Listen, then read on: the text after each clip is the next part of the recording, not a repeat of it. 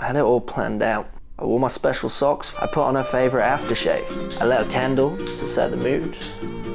I'm Oscar Reed, I'm director and writer of BYOB, which was a micro short, basically about what would happen if those really strange AI apps where you could create your own girlfriend came to life, and it's pretty sick and twisted.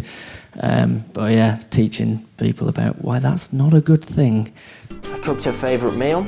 She looked so beautiful. But then she said...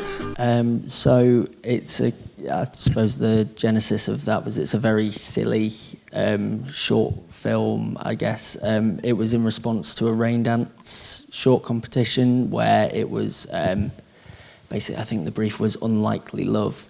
And I quite like the idea of someone that's really grovelling in this breakup, that essentially the only way of coming to terms with it is basically not accepting that they're a massive dickhead.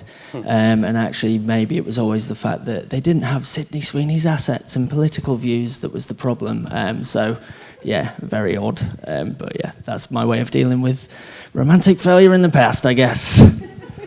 I'm breaking up with you. And she did.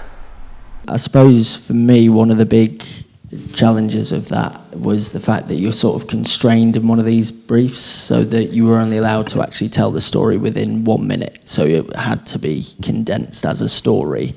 That was pretty challenging. Equally, renting a flat in London, you don't have masses of space to make something in. So trying to make the same tiny little square room look like 3 different rooms, that was a bit of a challenge, but other than that, it was just a bit of a laugh, to be honest. I suppose the other challenge is sitting in a room where immediately after there's a film about Tinky Winky that gets a far bigger laugh than anything that you've ever done in your life, and that's what I'm going to have to compete with every day for the rest of my life, to be honest.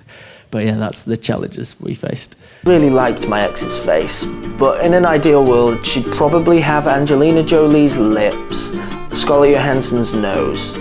I personally have always really liked Cillian Murphy's eyes, but I suppose maybe she should have Emma Stone's eyes. And obviously, she'd have Sydney Sweeney's